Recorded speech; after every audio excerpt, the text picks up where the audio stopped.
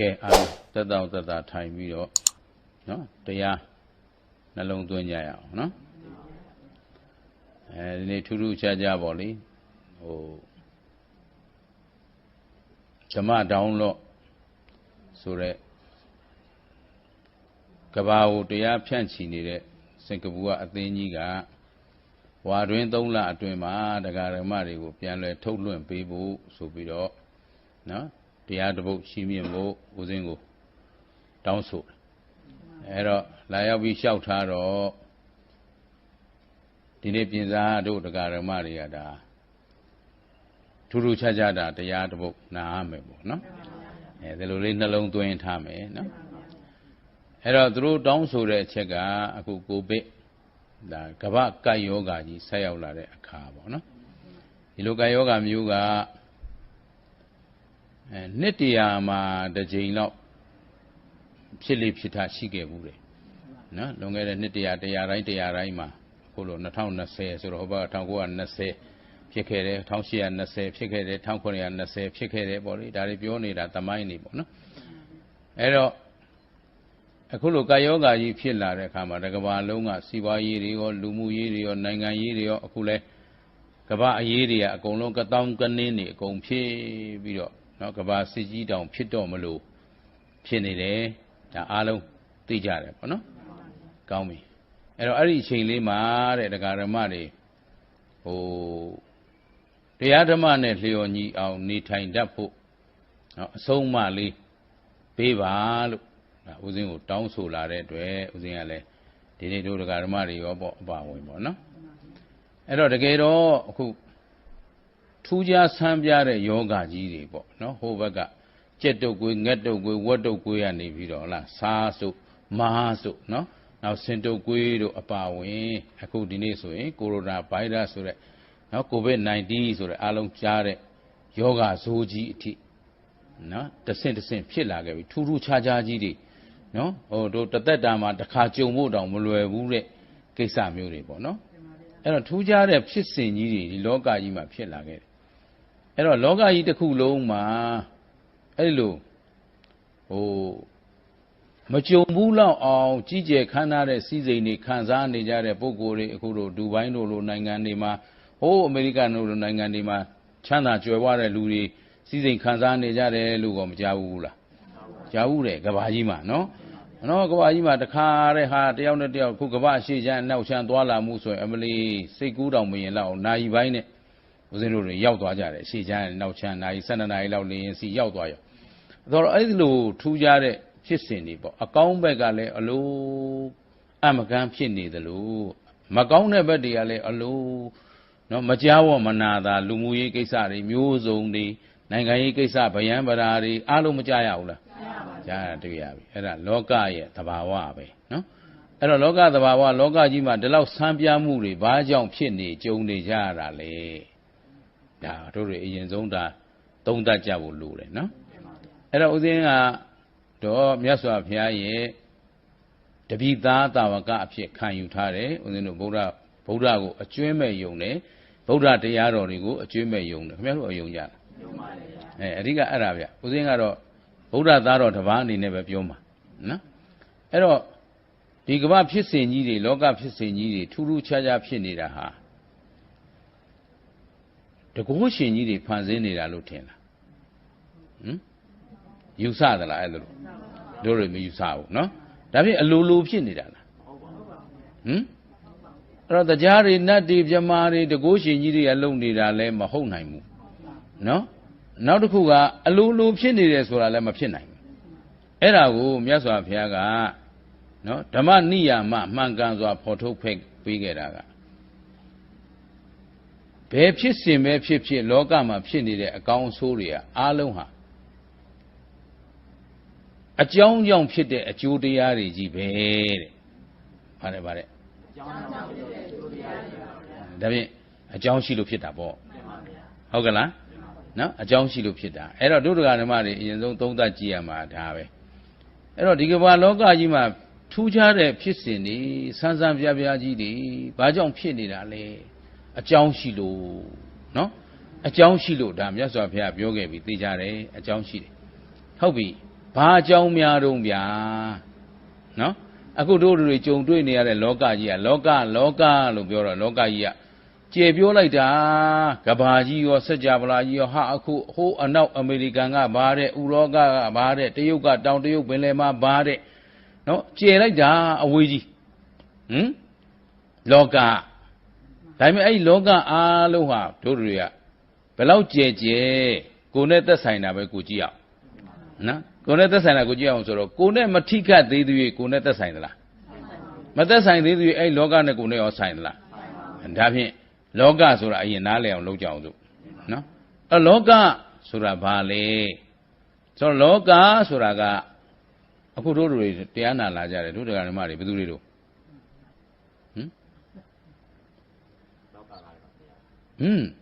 နော်ဘယ်သူတွေတုံးဆိုတော့ဓမ္မကြီးမဖြေတတ်ဘူးဖြစ်နေနော်အပြင်သာရွာတွေဘာလို့ပြောရင်ပြောမှာပေါ့နော်အဲတို့ဓမ္မတွေဒါအမြဲတမ်းဆုံးကပ်နေကြတယ်ဆုံးဝတ်ပြုနေကြတယ်ပုဂ္ဂိုလ်တွေဝေယဝဆပြုနေကြတယ်ပုဂ္ဂိုလ်တွေဘုန်းကြီးဒါမှမသိဘူးလားလို့ပြောမှာပေါ့နော်ဘယ်သူတွေတုံးလို့မေးတာကအကြောင်းရှိတယ်နော်အခု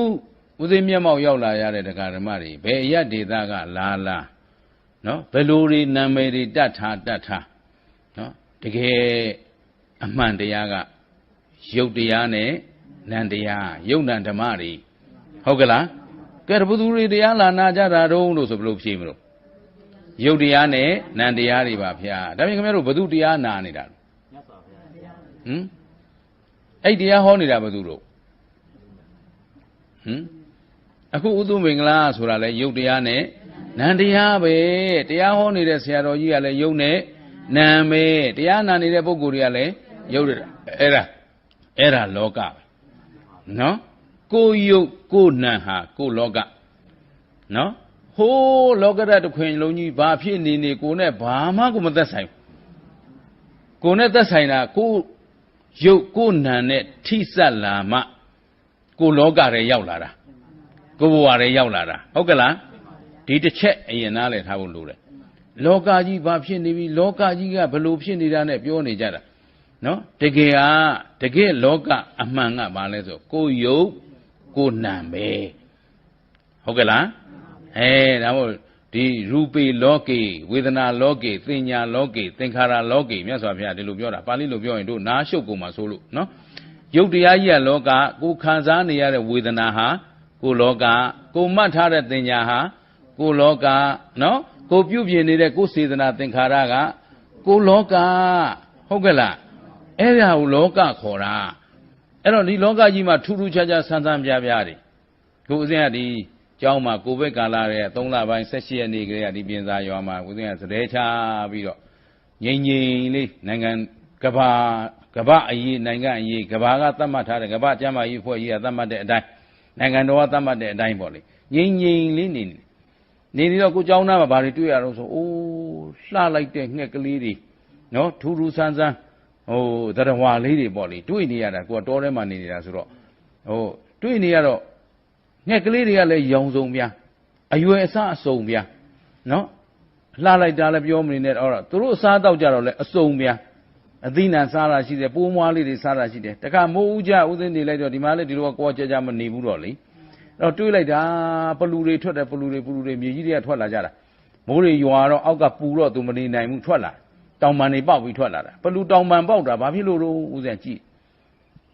ထွက်ပြီးပလူတွေပြန်မီးရောင်ရှိတာပြန်စုပြုံပြန်ပြီးတော့တပုံကြီးမနဲ့ကြတော့သေးနော်တွေးတဲ့အကောင်တွေကလာစားကြမလေးပွဲတော်ကြီးကိုဖြေးလို့ခွေးတွေကလည်းတခါတည်းတစ်ဖြည့်နဲ့စားနောက်ပုတ်သိန်ညိုတွေကစားရှင်းတွေကစားအကုန်လုံးပေါ့လေအသားစားတဲ့ကောင်တွေကဝိုင်းစားကြဆိုတော့ကြည့်လိုက်တော့ဒီကောင်တွေဘာလို့ထွက်လာတာတော့ဆိုတော့သေဖို့ထွက်လာဟုတ်တယ်နော်အဲ့ဒါလိုပဲဥစဉ်ကတရဝါမျိုးစုံအကောင်မျိုးစုံအယောင်မျိုးစုံအသွေးမျိုးစုံနော်အဆင်းမျိုးစုံဘဝမျိုးစုံတို့တွေသတိထားကြည့်ရင်မတွေ့ရဘူးလားတွေ့ရတယ်အဲ့ဒါတွေကလောကတွေပဲနော်အဲ့ဒီထူးခြားမှုစံပြမှုအစုံစုံအဖုံဖုံဘယ်အကြောင်းကြောင့်ဖြစ်တာလဲဟောနော်အဲ့တော့အဲ့ဒါကိုမြတ်စွာဘုရားဟောတာရှိတယ်နော်ဒီလူတွေယုံနံခန္ဓာကြီးတွေဟာတဲ့တို့ပဋ္ဌာန်းရွတ်တဲ့အခါမှာကမ္မပစ္စည်းရှိတယ် Kutala kutalang kamman vipakanang khandanang katadasa rupanang kamma pasayena pasayo. Kamma pisi mà lý.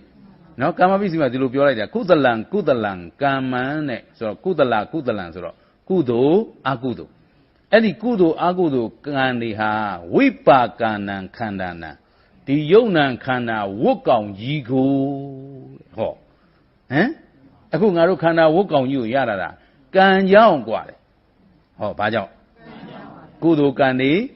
အကုသိုလ်ကံတွေဟုတ်ကဲ့လားအခုကဲတို့လာကြတဲ့လူအချင်းချင်းကိုတယောက်တစ်ယောက်ကံချင်းတူလား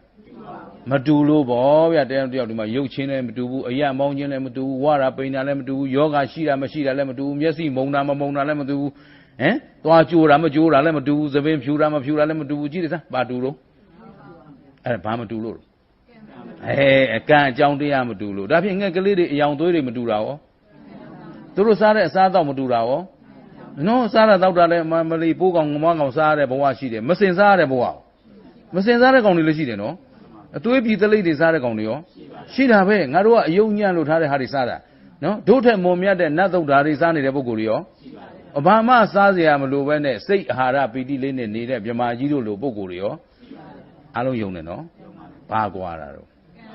ကံကွာတာတဲ့ဗျကံကွာတာတဲ့ဗျနော်ကံဆန်းကျယ်လို့တဲ့အကျိုးပေးဆန်းကျယ်နေတာတဲ့ဟောပါတယ်ဒါဖြင့်တို့တစ်ခုတော့သိပြီနော်တစ်ခုတော့သိသွားပြီနော်အခုဘုံဘဝတွေမျိုးစုံနော်အစုံတို့အခုကြုံရတဲ့ဘဝကလေးလောကလေးဒီတခဏအလေးမှာထူထူခြားခြားတွေဆန်းဆန်းပြားပြားတွေဟုတ်တာတွေရောမဟုတ်တာတွေရောကောင်းတာတွေရောမကောင်းတာတွေရောအမေတို့မကြုံအောင်လား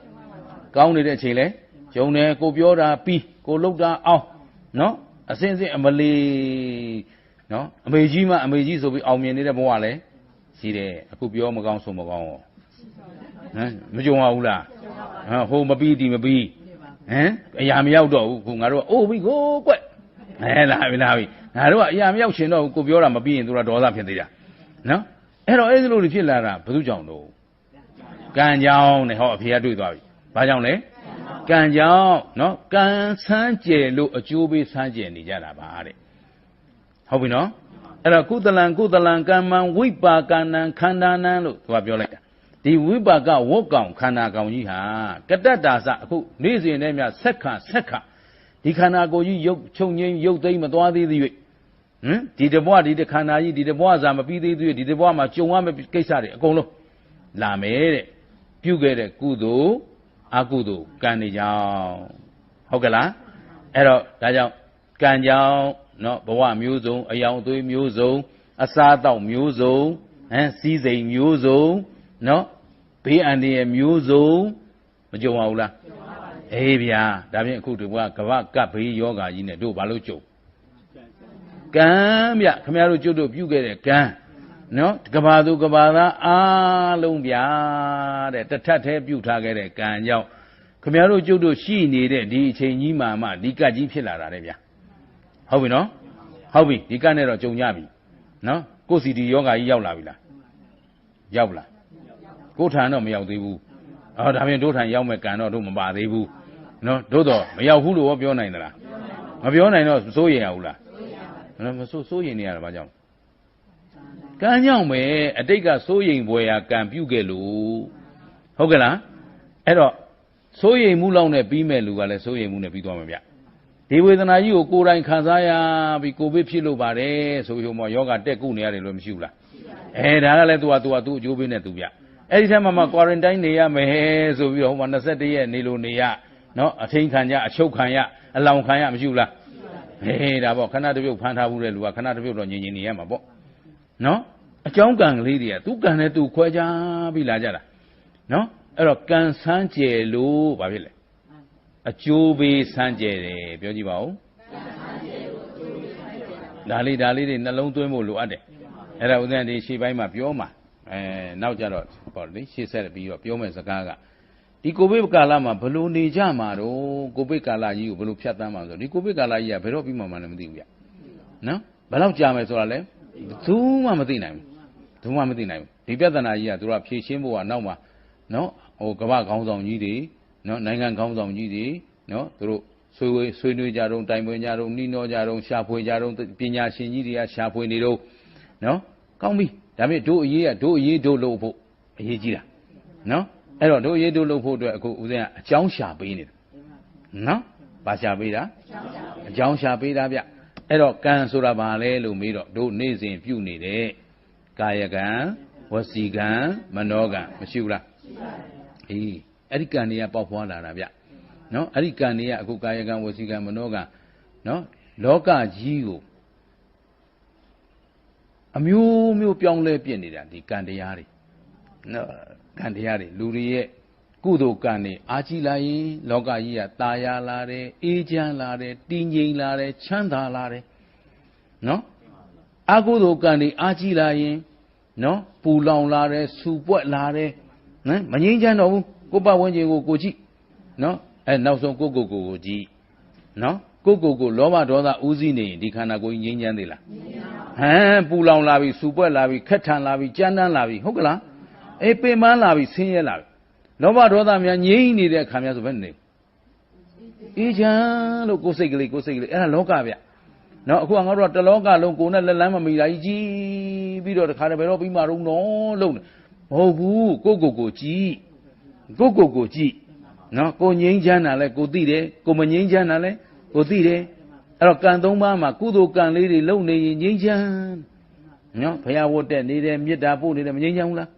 ငြိမ်းချမ်းတယ်အဲ့ဒီကနေမလေးဟိုတောင်ဘူးမြောက်ဘူးသားဘူးသမီးဘူးဆွေဘူးမျိုးဘူးလင်းဘူးမရဘူးလာပြီငြိမ်းသေးလားမငြိမ်းတော့ဘူးကဲကောင်းပြီအဲ့တော့တို့ချင်းချင်းနဲ့လူရင်းကိုပြောရင်ကံဆန်းကျယ်နေလို့ဘာဖြစ်တာအကျိုးပေးဆန်းကျယ်တာမမေ့ပါနဲ့ပြန်ပြောပါတို့အခုအကျိုးပေးမျိုးနဲ့တွေ့နေရတာဘာကြောင့်လို့ကံကြောင့်ဟုတ်ကလားအဲ့ဒါကံမှာခုနကဒီနေရာလေးလဲကံနေရာလေးကိုရှင်းအောင်လေးလည်းနည်းနည်းပြောချင်သေးတယ်နော်ကုသလံကမ္မံဝိပါကနံခန္ဓာနံကတ္တတာသရူပနံကမ္မပစ္စေနပစ္စယောအခုငါတို့ရလာတဲ့ဝတ်ကောင်ကြီးကံကြောင့်ကုသိုလ်ကံအကုသိုလ်ကံကြောင့်အတိတ်ကကုသိုလ်အကုသိုလ်ကိုညွှန်းတာအဲ့ဒါနော်သို့တော့ကမ္မပစ္စည်းမှာဒီလောက်နဲ့ပြီးမသွားဘူးသူကနှစ်ချက်ပြောတယ်နော်ပဋ္ဌာန်းနိဒေသမှာသူကလိုအပ်တဲ့အချက်ကလေးတွေကြီးအနှစ်ချုပ်ထားတာနော်တချို့ပစ္စည်းကတစ်ကြောင်းနဲ့ပြီးသွားတယ်တချို့ပစ္စည်းကနှစ်ကြောင်းတချို့ပစ္စည်းကအကြောင်းတွေအများကြီးပဲနော်အဲ့ဒါတွေကသူ့အကြောင်းတရားနဲ့သူပစ္စည်းစုံလင်ပြထားတာပေါ့အဲ့တော့ဒုတိယတစ်ချက်ကလေးတို့သိဖို့လိုသေးတယ်စေတနာသံပယုတ်တကာနံဓမ္မနံတံသမုဋ္ဌာနံနိစ္စရူပနံကမ္မပစ္စေနပစ္စယောတဲ့နော်စေတနာအခုငါတို့ခုဖြစ်ပေါ်စေစေတနာလေးတွေမရှိဘူးလားအေးအဲ့တော့ကိုယ်စေတနာကတရဝါတွေအခုလိုဆင်းရဲဒုက္ခကလွတ်မြောက်ကြပါစေကတ်သုံးပါးကကျော်လွှားနိုင်ကြပါစေကိုယ်စေတနာလေးကအမြဲတမ်းသူများတွေဆင်းရဲကလွတ်မြောက်ဖို့နော်ချမ်းသာရဖို့နော်ကောင်းကျိုးချမ်းသာဖြစ်ဖို့ကဘာကြီးတည်ငြိမ်ဖို့အေးချမ်းဖို့ကဘာတဝန်းလုံးကိုတို့စေတနာထားလို့မရဘူးလားတလောကလုံးကိုအေးအဲ့ဒီစေတနာလေးတွေကောင်းနေရင်ကံကဘာဖြစ်နေကောင်းနေတာပေါ့ဗျစေတနာဆိုးနေရင်ဒီဗိုင်းရပ်စ်ကဘယ်လိုလောက်တာမှမသိဘူးသေချင်းဆိုးတွေသေပါစေ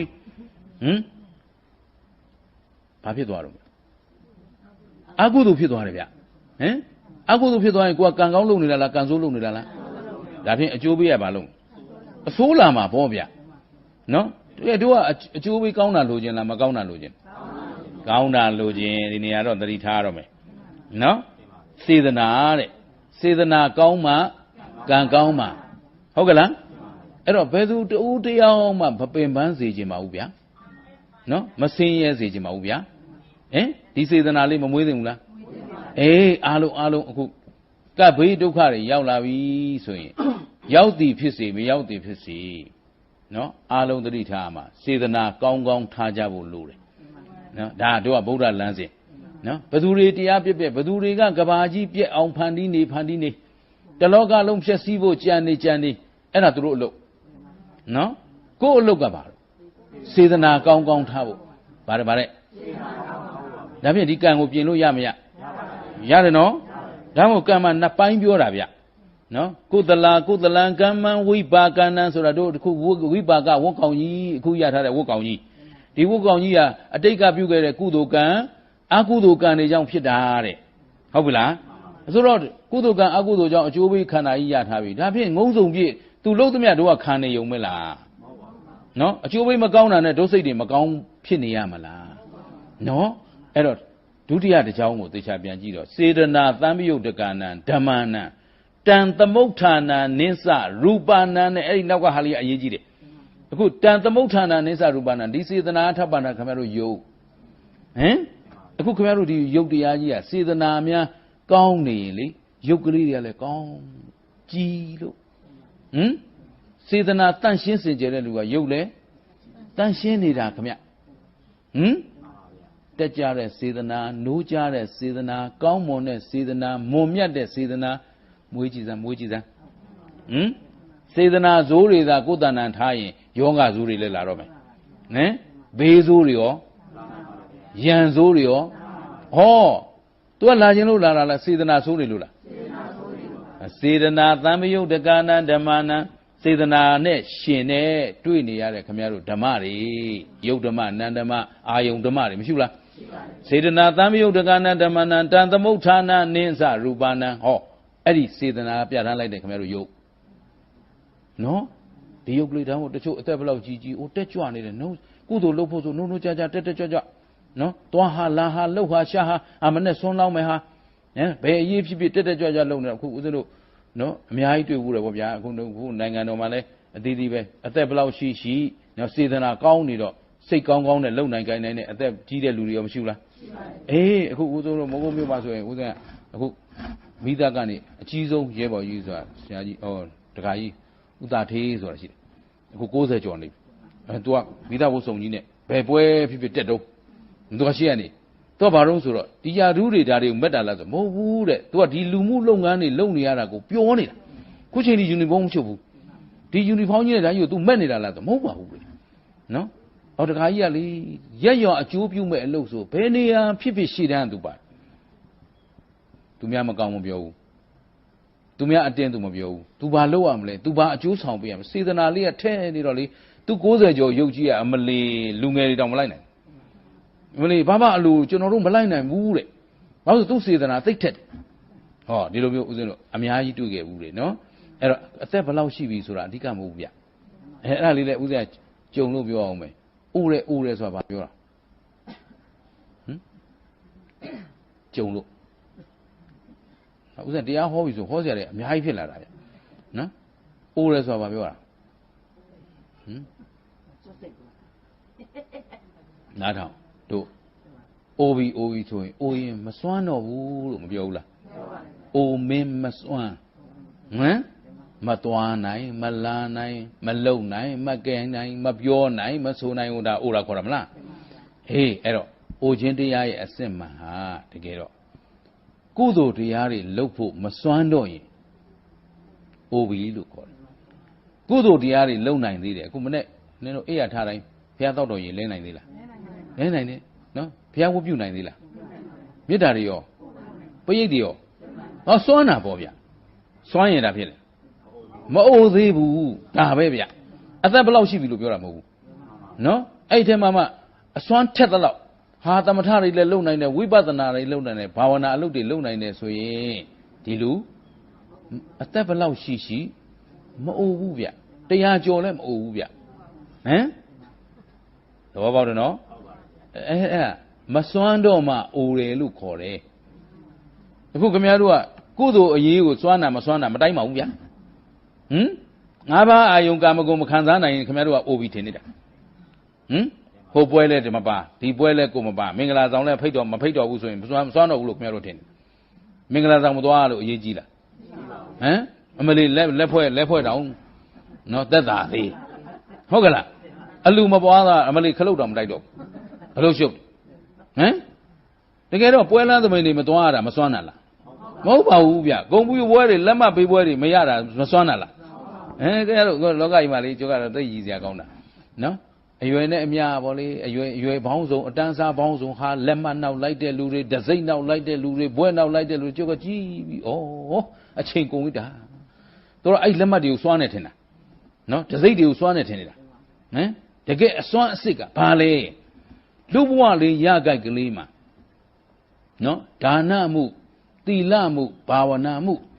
ဒီအမှု၃ပါးမစွမ်းတော့မှဘာဖြစ်တာအိုရာခမဒီ၃ပါးစွမ်းနိုင်သေးသည်ဟုတ်ပလားဥစဉ်ရဟန်းမကြီးရှိတယ်ဗျ106နှစ်ပြန်တော့သေသွားအဲ့တော့190ကျော်သူမသွားနိုင်မလားနိုင်တဲ့ခါကျတော့သူကအေးရဖြာကလဲပြီ96နှစ်မှာလဲတယ်လဲတော့သေခြင်းမီးတဲ့မသေလည်းမသေနိုင်ဘူးတဲ့အမေပြောသလိုဆိုလူကတော့မသေးသေးဘူးဒါပေမဲ့အမေစိတ်ကသေသွားပြီဘာဖြစ်လို့ဦးစင်းနဲ့အသက်မရှည်ခြင်းနဲ့တော့အရှည်တာလည်းအဓိကမဟုတ်တူတာလည်းအဓိကမဟုတ်အမေကြီးလို့နော်အသက်ရှင်နေတဲ့ကာလကလေးမှာကုသိုလ်စိတ်တွေရှင်သန်နိုးကြားနေသေးသေးဒီလူမသေးဘူးလို့အမေနှလုံးသွင်းမအောင်နေစမ်းပါလက်မလှုပ်နိုင်လဲနှလုံးသွင်းမအောင်နေခြေထောက်မလှုပ်နိုင်လဲနှလုံးသွင်းမအောင်နေဒီအိုမေမစွမ်းအားလုံးမစွမ်းဘူးဆိုတာမသွားနိုင်မလွာနိုင်တာပြောတာမဟုတ်ဘူးနော်ကုသိုလ်စိတ်ကလေးစွမ်းနေသေးသေးဒီလူမအိုဘူးဒီလူမနာဘူးဟုတ်ပလားသဘောပေါက်ပလားအခုတော့ကတ်သုံးပါးတွေဘလောက်ကျင်းကျုပ်ဘလောက်ကြက်နော်ကိုယ်အိမ်ထဲကနေတလောကလုံးကိုမေတ္တာပို့နေလို့တခါတလေမြဦးစင်းအယုံပြူးကြည့်တာအခုနေတိုင်းပေါ့လေမနေ့တစ်ချိန်ညတစ်ချိန်နော်ပေးပဋ္ဌာန်းနေရွပူဇော်ပြီးတော့တလောကလုံးအတွက်အကျိုးဆောင်ပေးနေတာကိုယ့်အတွက်ကိုကတော့ရွတ်ဆရာမလို့ပါဘူးကိုယ့်အတွက်ကိုကတော့ဝိပဿနာလုပ်နေရှိနေတာနော်ကိုယ့်ကကိုနှလုံးသွင်းနေလိုက်ပြီးသွားတာငြိမ်းချမ်းနေတာအဲ့တော့တလောကလုံးကိုအကျိုးများစေခြင်းလို့ရွရင်ဖတ်ရင်မေတ္တာပို့ရင်ဆိုတော့မလီရိုးရိုးလေး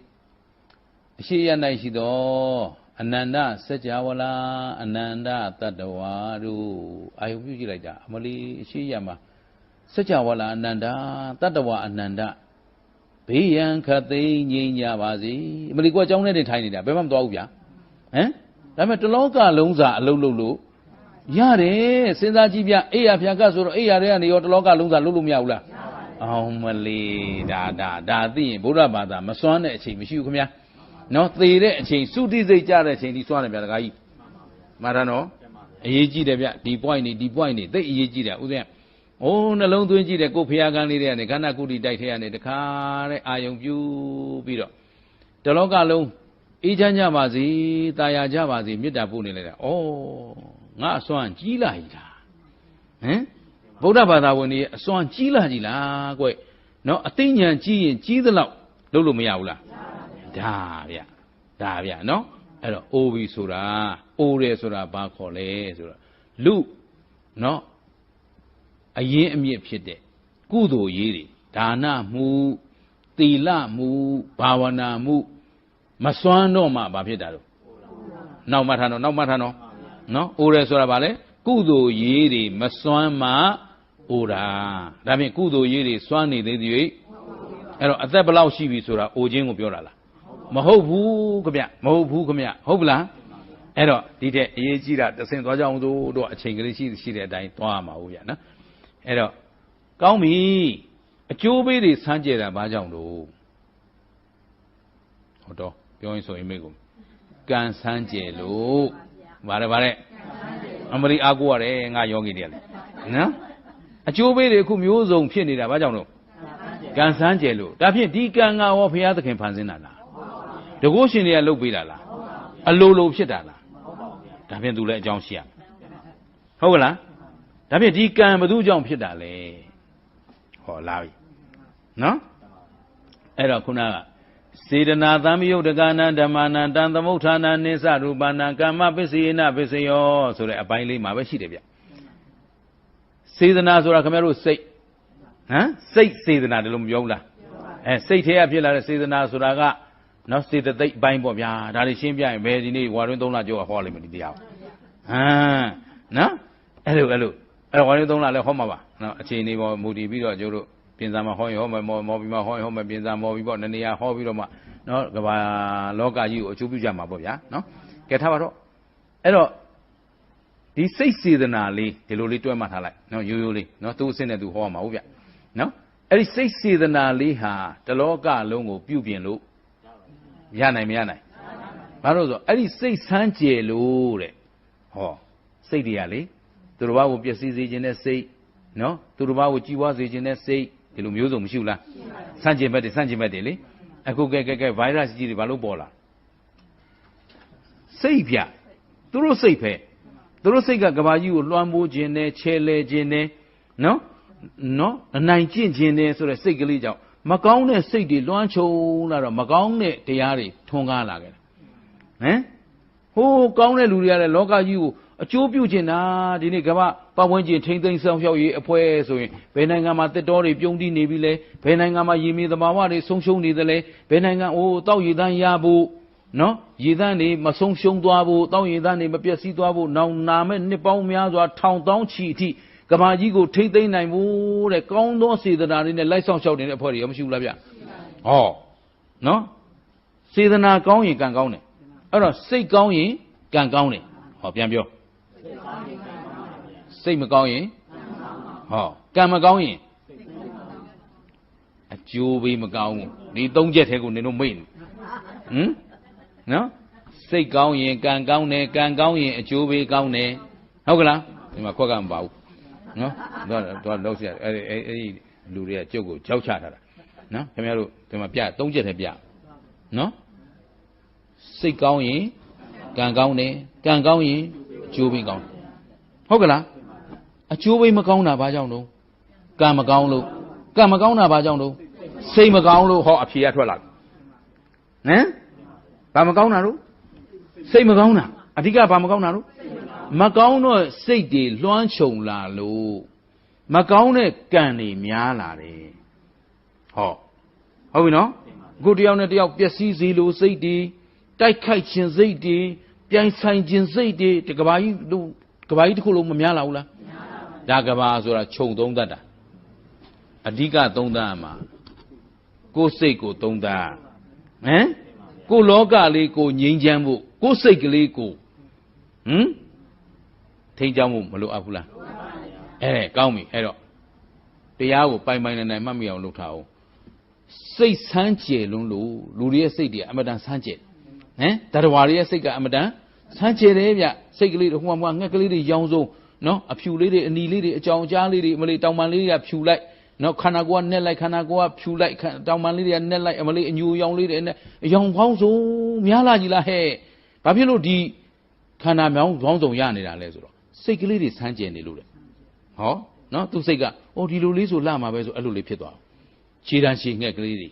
နော်တောင်ပန်ကြီးတဲ့ငှက်ကလေးတွေအမီးရှည်တဲ့ငှက်ကလေးတွေအမလေးနော်ထိုနည်းတူစွာပဲခုခင်ဗျားတို့ကျုပ်တို့ဘဝတွေမှာလဲမျိုးစုံမရှိဘူးလားတရဝါမျိုးစုံမတွေ့ရဘူးလား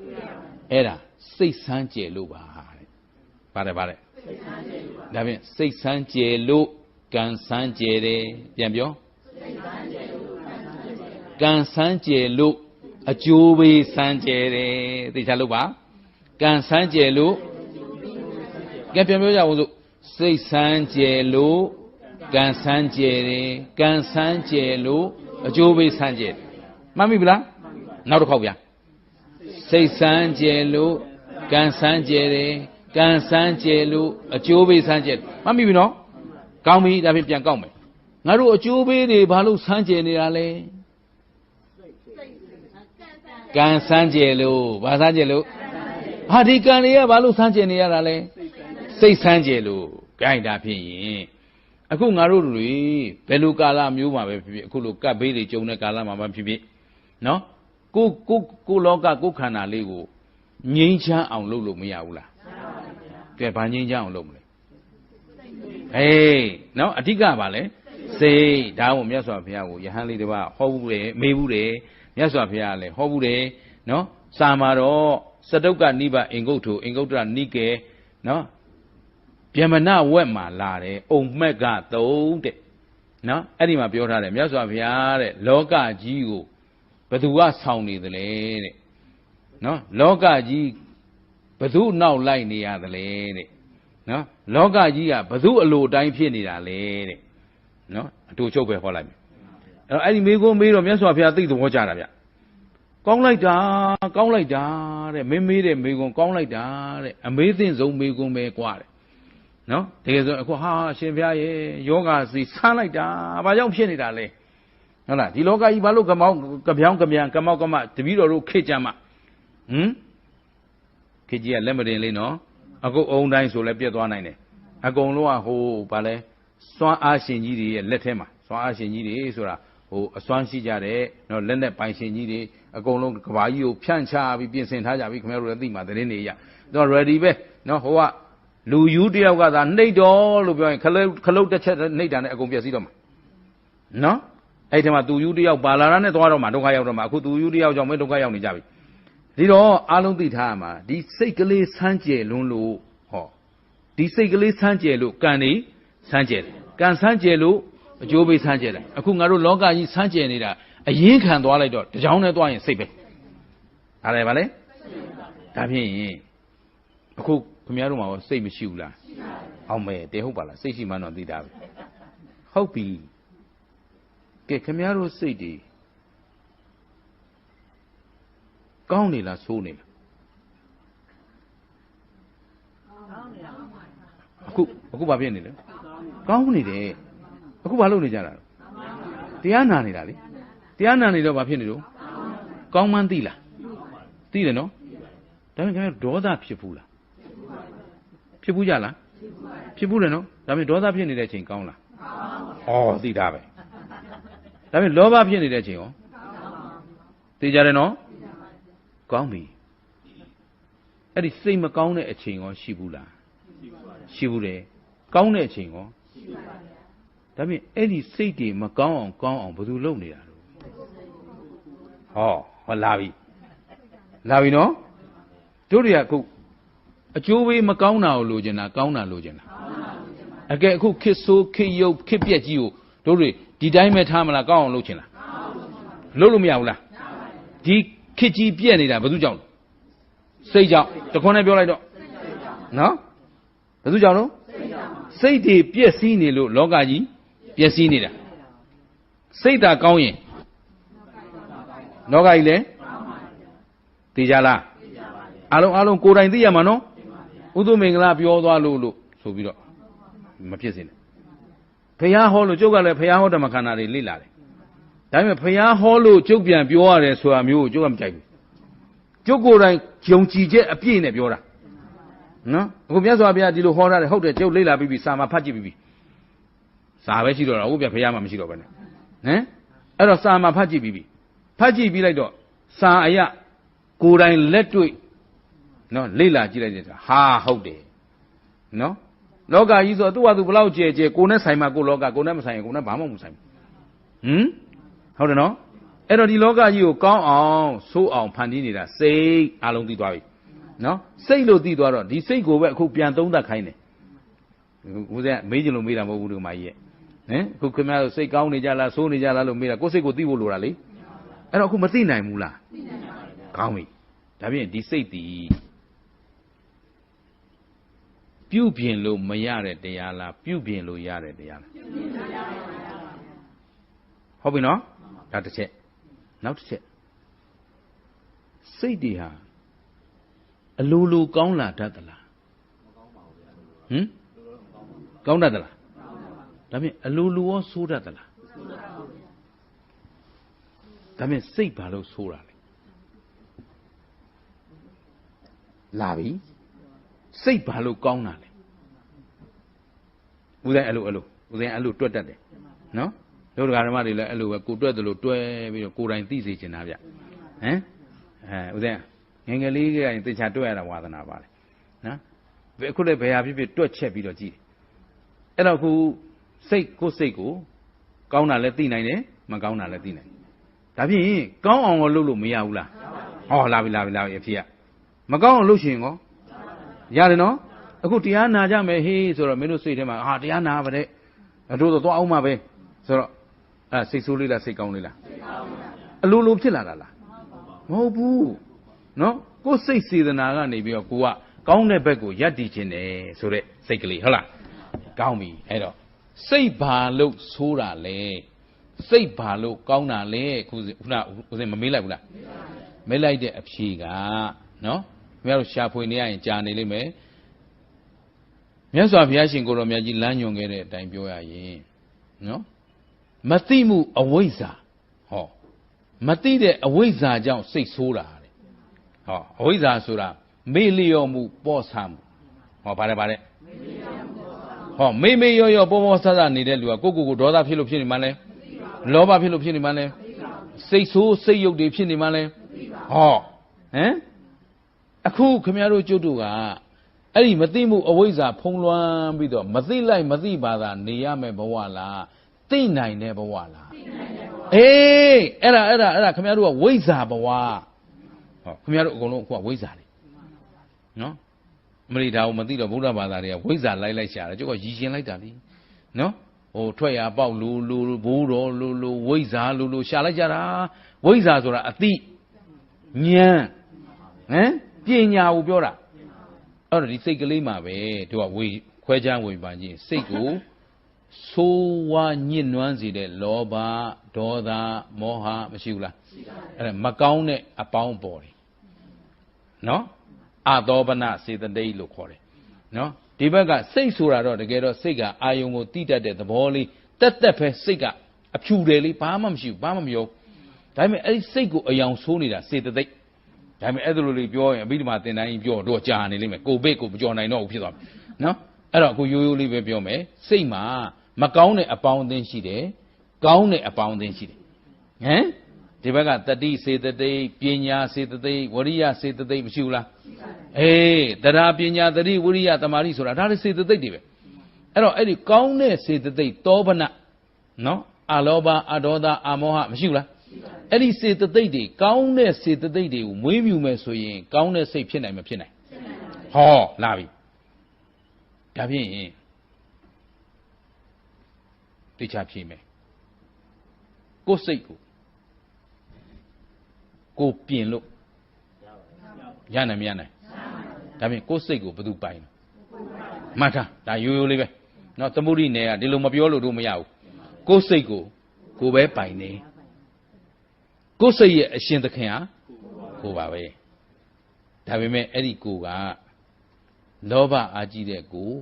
ဒေါသအာကြီးတဲ့ကိုမောဟအာကြီးတဲ့ကိုဖြစ်ခဲ့ရင်အဲ့ဒီစိတ်ပါဖြစ်မယ်ကောင်းတဲ့စိတ်ဖြစ်မလားမကောင်းတဲ့စိတ်ရိုးရိုးလေးပေါ့ဒကမာကြီးတွေမဖြေနိုင်စရာမရှိဘူးဥစဉ်ရိုးရိုးလေးဟောနေတာနော်အားလုံးခင်ဗျားတို့ဖြေနိုင်တဲ့လမ်းကြောင်းကနေဥစဉ်ဟောနေတာနော်လောဘဒေါသမောဟတွေများကိုယ်စိတ်ကိုကလွှမ်းမိုးထားလိုက်ရင်ကောင်းတဲ့စိတ်ဖြစ်မလားမကောင်းတဲ့စိတ်ဖြစ်ဟေးအဲ့တော့မောဟဆိုတာမိရောပေါ့ဆဆနေခဲ့ရင်မကောင်းတဲ့စိတ်တွေပဲဖြစ်နေမှာပေါ့နော်တတိပညာလေးများဦးစီးပြီးတော့နော်ငါတဏ္ဍာမှာမကောင်းတဲ့စိတ်တွေမဖြစ်စေရဘူးကွာပြင်လို့မရဘူးလားအေးကံဒီတိုင်းကောင်းတဲ့စိတ်နဲ့နေမဟေးလို့မရဘူးလားဒါပဲဗျဒီလောကကြီးရဲ့ထွက်ရလန်းအဖြေမှန်ဟာဒါပဲဗျနော်ကိုယ်စိတ်ကိုကောင်းအောင်ကြိုးစားမယ်ခေတ်ကြီးပါဖြစ်နေတကယ်တော့အခုကိုဗစ်ကာလကြီးဆိုတာဒီဗိုင်းရပ်စ်ကတကမ္ဘာလုံးကိုပြန့်နှံ့နေတယ်မြန်မာနိုင်ငံအပါအဝင်နော်ပြန့်နှံ့နေတဲ့အခါကျအားလုံးကသတိဝိရိယမရှိပဲနေလို့မရဘူးအဲ့တော့နေမှုထိုင်မှုစားမှုတောက်မှုသွားမှုလာမှုအားလုံးဟာသတိပညာနဲ့ထိန်းချုပ်ထားမှအန္တရာယ်ကင်းမဲ့ပေးရှင်းမယ်အဲ့တော့အဲ့ဒီလောကလူနေမှုလေးတွေကြတော့ကမ္ဘာကျန်းမာရေးအဖွဲ့ကကြီးညာထားတာရှိတယ်မြန်မာနိုင်ငံကျန်းမာရေးကထုတ်ပြန်ထားတာရှိတယ်နိုင်ငံတော်အစိုးရကလိုအပ်သလိုထုတ်ပြန်ပေးနေတာရှိတယ်ဒါလေးတွေကိုကိုကလိုက်နာပြီးရှောင်ကျဉ်မရဘူးလားအေးဒါလူမှုရေးစီးပွားရေးနယ်ပယ်မှာခင်ဗျားတို့ဒါလောကရေးရာမှာကျုပ်ကထူထူပြောစရာမလိုပေမဲ့အခုသတိပေးချင်တာကနော်ကိုကလုံလောက်တဲ့ဘ ഹു တုတ္တမရှိရင်နော်ပေါ့ဆဆမနေပါနဲ့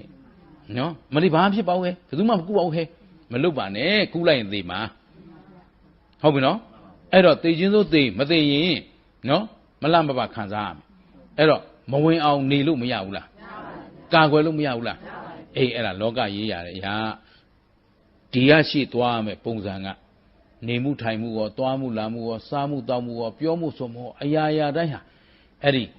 ကမ္ဘာ့ကျန်းမာရေးအဖွဲ့ကြီးကပြဋ္ဌာန်းထားတဲ့နော်နိုင်ငံတော်ကပြဋ္ဌာန်းထားတဲ့လမ်းစဉ်တိုင်းဟာ mask တပ်မယ်ခတ်ခွာဝါနေမယ်လက္ခဏာခဏစေမယ်တန်တန်ရှင်းရှင်းနေမယ်ဒါအမြဲဂရုစိုက်ရမယ်ကိစ္စတွေ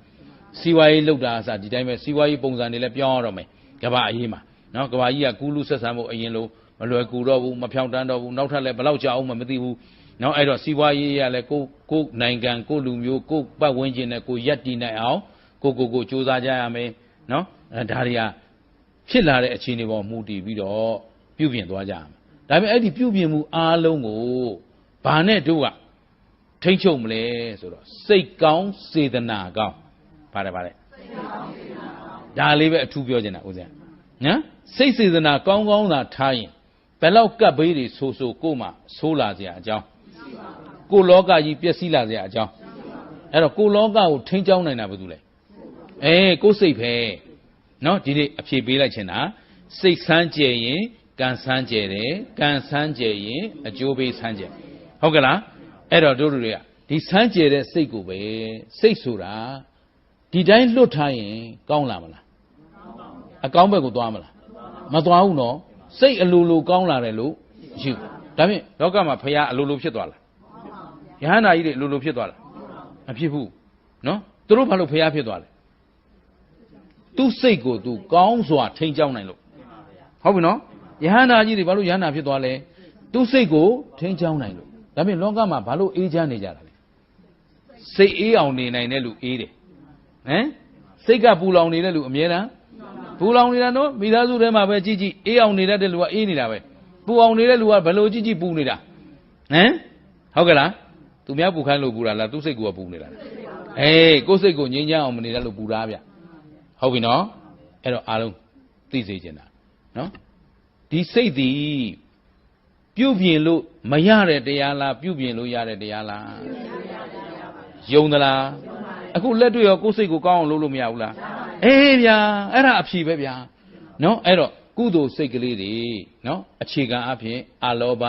အဒေါသအမောဟအဲ့တော့သူတစ်ပါးကိုအခုအားလုံးကပ်ပြီးရောက်နေတဲ့အချိန်လေးမှာစားစရာရှိရင်မျှဝေခြင်းမျှဝေပေးနေရမယ်ဝတ်စရာမျှဝေပေးနေရမယ်နော်အားလုံးဆင်းရဲကလွတ်အောင်စိတ်ကောင်းစေတနာကောင်းလေးတွေမွေးမြူပြီးနေရင်ကိုယ်စိတ်ကငြိမ်းချမ်းနေပြီဒါလောကနေထိုင်နည်း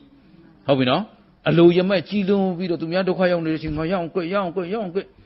ကဲထားတလောကလုံးပျက်စီးသွားသူငွေပုံကြီးနဲ့ဗာတတ်နိုင်ဘာလို့လို့ရဟုတ်တယ်နော်ငွေရှိတိုင်းငြိမ်းချမ်းသလားယာရုဂုံဒရအခုကိုဘိတ်ကအားလုံးကိုတက်တည်ပြသွားပြီဘာကောင်ဂုံဒရမှမခွဲကြဘူးဘာယာဒူးမှမခွဲကြဘူးမင်းငါဝင်တော့သိမယ်ဟုတ်တယ်နော်အဲ့တော့အားလုံးဒီကပ်ဘေးတွေလောကအပြက်ဘေးတွေကနေလွတ်မြောက်နိုင်ဖို့ဘာပြင်ကြမလဲအဲ့တော့စိတ်ကိုပြင်တဲ့နေရာမှာဘာနဲ့ပြင်မလဲဆိုတော့တတိပညာနဲ့ပြင်ပါတဲ့ဘာတယ်လဲအဲ့ဒါဝိဇ္ဇာပဲနော်အဲ့တော့ဆရာတော်ဘုရားကြီးကမိုးကုတ်ဆရာတော်ဘုရားကြီးရဲ့ဆုံးမစကားသိကောင်းတာတတိထားဝရိယစိုက်ပညာနဲ့ကြည်ပြန်ပြောတတိထားဝရိယစိုက်ပညာနဲ့ကြည်အဲ့ဒါစိတ်ပြင်တဲ့နည်းပါပဲဗျာကိုယ်စိတ်ကိုနော်တတိဝရိယပညာလွှမ်းခြုံထားရင်ဒီစိတ်ဟာယုံညံ့တဲ့စိတ်ဖြစ်မလားမြင့်မြတ်တဲ့စိတ်ဖြစ်မလားတတိဝရိယပညာသာလွှမ်းခြုံထားရင်မကောင်းတဲ့စိတ်ဖြစ်မလားကောင်းတဲ့စိတ်ဖြစ်မလားဒါဖြင့်ကိုယ်စိတ်ကိုကောင်းအောင်လုပ်လို့ယုံကြည်လားဒါအဖြေပါပဲအဲ့တော့အားလုံးနော်တလောကလုံးဥစဉ်ကတတိပေးနေတာနော်ကိုယ်စိတ်ကလေးတွေကိုဒီရရှိငြိမ်းချမ်းအောင်ကြည်လင်အောင်တန့်ရှင်းအောင်နော်အဲ့တော့ဘဝနေထိုင်မှုပုံစံတွေလည်းပြောင်းရတော့မယ်ပြောင်းတဲ့အခါမှာမေတ္တာစိတ်တွေကရုဏာစိတ်တွေကောင်းသောစိတ်တွေသာကိုယ်တဏ္ဍာမှာလွှမ်းခြုံနေရမယ်နော်ကောင်းသောစိတ်ကလေးတွေပဲအမြဲတမ်းမွေးမြူပြီးနေမယ်ဒါလောကကြီးနော်လောကုတ္တရာရေးကြတော့တို့ကပြန်ကြည့်စမ်းဒီရုပ်ဒီနာဒီခန္ဓာကြီးရထားရင်ဒီဘေးတွေဟာတို့ပြေးလို့လွတ်သလားမလွတ်ဘူးနော်အခုဒီကပ်ဘေးတွေနဲ့တို့ကြုံနေရတာဘာရထားလို့ခန္ဓာရထားလို့လာပြီပြန်ချုပ်ပြီနော်တရားအလုံးချုပ်တော့မယ်နော်ဒီဝုခန္ဓာဝုကောင်ကြီးရထားလို့အဲ့တော့ဒီယုတ်လောကနံလောကယုတ်နံကြီးရထားတဲ့အတွက်ယုတ်နံနဲ့သက်ဆိုင်တာတွေမကြုံအောင်လားအဲ့တော့ဒီယုတ်နံရနေတိုင်းမှာဘလောက်စိတ်ကောင်းရှိနော်ဘလောက်စေတနာကောင်းရှိအခုတလောကလုံးပြတ်တော့ကိုယ်လည်းအပြတ်ထဲမပါရဘူးလားတလောကလုံးဆိုးတော့ကိုယ်လည်းအဆိုးထဲမပါရဘူးလားဒါဖြင့်အဲ့လိုပြေးမလွတ်တာဘာရလို့ခန္ဓာရလို့ဘာရလို့အဲ့တော့ဒီကတ်တွေဒီဘေးတွေနောက်ဘယ်နှခါလောက်များကြုံကျင်သေးလဲဟိုမသွားရဒီမလာရဟိုမပြောရဒီမဆိုရနဲ့ဘယ်လောက်များကြာနေကျင်သေးလို့နေကျင်တော့ဦးနော်ဒါဖြင့်မနေကျင်ဘာမရှိမှခန္ဓာမရှိပါအဖြစ်ရတာပဲခန္ဓာရနေသေးရင်ဒီဒုက္ခတွေရ ရနိုင်ပါဘူးခန္ဓာမရှိရင်ဒုက္ခမရှိတော့ဟုတ်ပြီနော်အဲ့တော့အလုံးစုံလွတ်မြောက်ရေးရကိုယ်စိတ်ကိုဝိပဿနာဉာဏ်နဲ့ယုတ်ဓမ္မနန္ဓမ္မဟောတကယ်ရှိတာယုတ်တရားနဲ့နန္တရားခုနမေးခဲ့ပြီပြန်မေးမယ်အခုတရားလာနာကြတာဘယ်သူတွေတော့ယုံနာတရားတွေသူတွေငါတွေမဟုတ်ဘူးနော်အဖွားတွေအတော်တွေအမျိုးတွေမဟုတ်ဘူးဟမ်အခုတရားဟောနေတာဘယ်သူတော့ယုံနာကြီးပဲတော့ဥတုမင်္ဂလာဆိုတာအခေါ်တကယ်အရှိရယုတ်တရားနဲ့နန္တရားဒီယုံနာတွေဟာတဲ့ဘယ်သူကြောင့်ဖြစ်တာလဲလို့မေးတော့အကြောင်းကြောင့်ဖြစ်တဲ့အကျိုးတရားပါတယ်အကြောင်းရှိရင်ကျိုးရှိတယ်အကြောင်းမရှိရင်ကျိုးမရှိဒီယုံနာကြီးတွေငါတို့တွေဒီဘဝဒီခန္ဓာဒီဝတ်ကြီးတွေနဲ့ဘယ်တော့မှငါတို့တွေဆုတ်ခွာသွားရမှာလဲလို့မေးအကြောင်းကုန်ရင်ဟမ်ဟုတ်ကလားအကြောင်းကုန်ရင်ဘာကုန်သွားမှာအကျိုးကုန်သွားမှာဗျဟုတ်ကလားဘာဖြစ်တယ်အဲ့တော့အဲ့အကြောင်းအကျိုးကုန်အောင်ကိုယ်စိတ်ကိုဝိပဿနာဉာဏ်နဲ့ထိန်းကြောင်းထားလိုက်တော့ဟောလောဘစိတ်ကောမြဲလားဒေါသစိတ်ကောမြဲလားဟောဝိပဿနာဉာဏ်ကြီးသာသွင်းလိုက်စမ်းသွင်းလိုက်ပြီဆိုတော့ယုတ်တရားနံတရားအလုံးဟာဖြစ်ပြီးရင်ပြည့်နေတာအဲ့တော့လောဘစိတ်ဒေါသစိတ်တွေလည်းဖြစ်ပြီးရင်အဲ့တော့ဘာစိတ်ပေါ်ဖြစ်ပြီးတော့ဘာသစ္စာလဲဟောဒီစိတ်ကဒုက္ခသစ္စာပဲလို့တက်ဖဲလို့သိထားရင်ဒီပေါ်မှာလိုချင်သေးလားဒုက္ခဆိုတာဆင်းရဲတာသစ္စာဆိုတာအမှန်လေအဲ့တော့ဆင်းရဲတာအမှန်လို့သိထားရင်ဒီဆင်းရဲမျိုးလိုချင်ဦးမလားမလိုချင်ရင်သမုဒိယသေပြီဟောဗါတယ်အေးအခုကလိုချင်နေလို့ရနေတာဟုတ်ဟမ်အခုခန္ဓာတွေမျိုးစုံရနေတာအမလီအတောင်လေးနဲ့ဆိုကောင်းပါပဲအယောင်လေးနဲ့ဆိုကောင်းပါပဲအတောင်လေးဖြစ်လိုက်အယောင်လေးဖြစ်လိုက်ဟမ်အဲ့ဒီကနေမှအမလီမျိုးစုံအစားတောက်တွေပိုးလောက်လန်းနေစားရတဲ့ဘဝမစင်စားရတဲ့ဘဝဟင်ဟုတ်လားအဲ့ဒါဒီစိတ်တွေကအမြဲတမ်းတောင်းတလိုချင်နေတော့လိုချင်တဲ့ဘဝတွေမရဘူးလားအဲ့တော့တကယ်တော့ယုံ nant ခန္ဓာမှန်သမျှဘာသစ္စာဒါဖြင့်ဒီဒုက္ခသစ္စာမျိုးလိုချင်သေးလားမလိုချင်ဘူးဆိုရင်သမုဒိယသိပြီသမုဒိယသိရင်နောက်ဒုက္ခမလာတော့ဟုတ်ပြီလားအဲ့တော့ကိုဗစ်ကပ်ယောဂါကြီးဘယ်လောက်ဆိုးနော်လောကကြီးဘယ်လောက်ပျက်စီးကိုယ်စိတ်မပျက်စီးသေးသေး၍ကိုယ်လောကမပျက်စီးသေးဘူးနော်ကိုယ်စိတ်ကောင်းနေသေးသေး၍လောကကြီးကောင်းနေတယ်နော်ကိုယ်လောကကိုကောင်းအောင်နေလို့မရဘူးလားကိုယ်လောကကိုလွတ်မြောက်အောင်နေလို့မရဘူးလားဒါကလောကနေနီးနော်လွတ်မြောက်နီးကစိတ်စေတနာမှန်သမျှဟာဖြစ်ပြီးရင်ပြက်တာဘာစိတ်ပေါ်ဖြစ်ပြီးတော့ဝိပဿနာဉာဏ်လေးနဲ့တော့လောကမှာဘယ်တရားမြဲတော့ဘယ်တရားမှမမြဲဘူးဘယ်တရားကိုပိုင်တော့မဟုတ်တယ်နော်အခုကုသိုလ်တွေလှုပ်ထားတဲ့ကိုကုသိုလ်ကိုပိုင်လားပိုင်ပါဘူးဗျဟမ်အခုခင်ဗျားတို့ကုသိုလ်တွေတရားနာထားတာတရားနာတဲ့ကုသိုလ်ဆိုတာမဟာကုသိုလ်တွေသိကောင်းလားအဲ့ကုသိုလ်တွေအခုနေချင်းညချင်းအကျိုးပေးစမ်းပါလို့ပြောလို့မရဘူးမပိုင်လို့ပေါ့ဟမ်ပိုင်ရင်တော့ကုသိုလ်တွေလုပ်ကုသိုလ်တွေချက်ချင်းအကျိုးပေးဆိုဘယ်တော့ကောင်းနော်အခုအဲ့လိုလုပ်လို့ရလားဒါဖြင့်ကံလည်းကိုမပိုင်နော်အဲ့တော့အခုကိုပိုင်နိုင်တာကိုစိတ်ပဲဟမ်ကိုစိတ်ကိုလွတ်မြောက်အောင်နေနိုင်ရင်လွတ်မြောက်ကြတယ်ဗျာဆင်းရဲတာနဲ့လည်းမဆိုင်ဘူးချမ်းသာတာနဲ့လည်းမဆိုင်ဘူးဟုတ်ကလားယာရုကြီးတာနဲ့လည်းမဆိုင်ဘူးမကြီးတာနဲ့လည်းမဆိုင်ဘူးဟုတ်ကလားအဲ့တော့စိတ်လွတ်အောင်နေလို့မရဘူးလားဟေးအဲ့တော့ဘယ်စိတ်ဒီမြဲသလိုအေးဒါပဲအဲ့တော့အနစ်ချုပ်နော်အဲ့တော့ဒီနေ့အားလုံးရှေ့မှာပြောလိုက်တာ၃ချက်ပဲစိတ်ဆန်းကျယ်လို့ကံဆန်းကျယ်တယ်ကံဆန်းကျယ်လို့အကျိုးပေးဆန်းကျယ်အဲ့တော့ဒီအကျိုးပေးတွေအားလုံးရဲ့လက်တယ်တရခါဟာဒီစိတ်ပဲလို့ဒီနေ့အားလုံးမသိရဘူးလားမြတ်စွာဘုရားကိုမေးလိုက်တာဒါပဲအဲ့တော့နောက်ဆုံးဒီယဟန်လေးကပြောလိုက်တယ်အရှင်ဘုရားတဲ့ဘဟုတုတပြေဝပြီးတရားဆောင်တဲ့လူဆိုတာဘယ်လိုမျိုးတော့တဲ့နော်စတုကနိဗ္ဗာန်ဆိုတော့၄ချက်ပေါ့ဗျာရှေ့က၃ချက်လောကကြီးကိုဘယ်သူဆောင်တာလဲလောကကြီးကဘယ်သူနောက်လိုက်နေရလဲလောကကဘယ်သူအလိုလိုက်နေရတာလဲဆိုတော့၃ချက်ပြီးသွားပြီအဲ့ဒါအားလုံးရဲ့အဖြေကတခုလည်းပဲစိတ်အားလုံးသိတယ်နော်နောက်တစ်ချက်ကဘာလဲဆိုတော့ဘဟုတုတပြည့်စုံပြီးတော့တဲ့တရားဆောင်နိုင်တဲ့ပုဂ္ဂိုလ်ဆိုတာဘယ်လိုမျိုးလဲဆိုတော့အခုကတော့တရားနဲ့နေမှအေးချမ်းပါဘူးဗျာ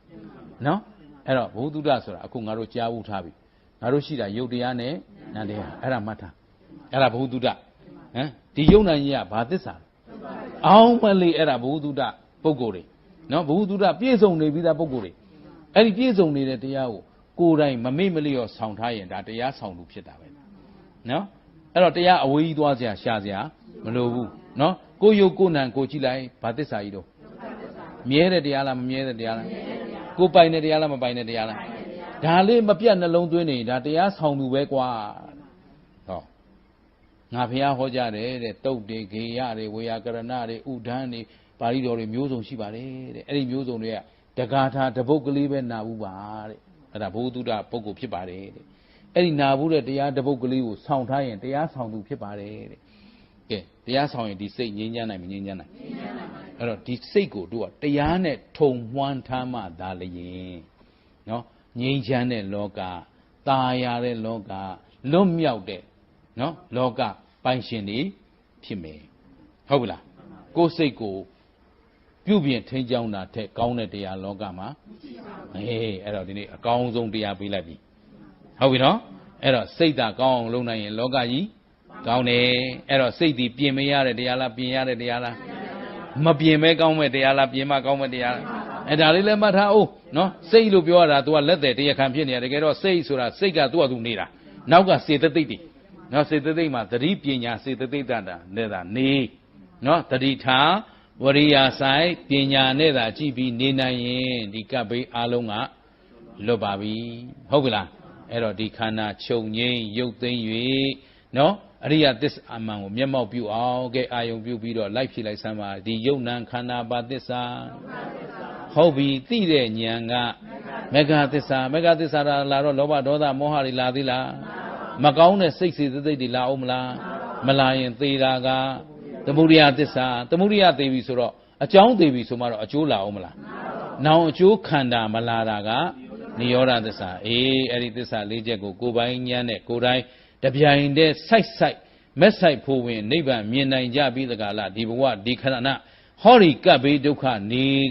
ကနေပြီးတော့အပီးတိုင်လွတ်မြောက်ရာနိဗ္ဗာန်ကိုဝင်ဆန်နိုင်တဲ့ပုဂ္ဂိုလ်တို့များဖြစ်ကြပါစေလို့ဆန္ဒပြုရင်းနဲ့ဒီနေ့နော်ဩဝါဒတရားဏိကုံးချုပ်ကြစို့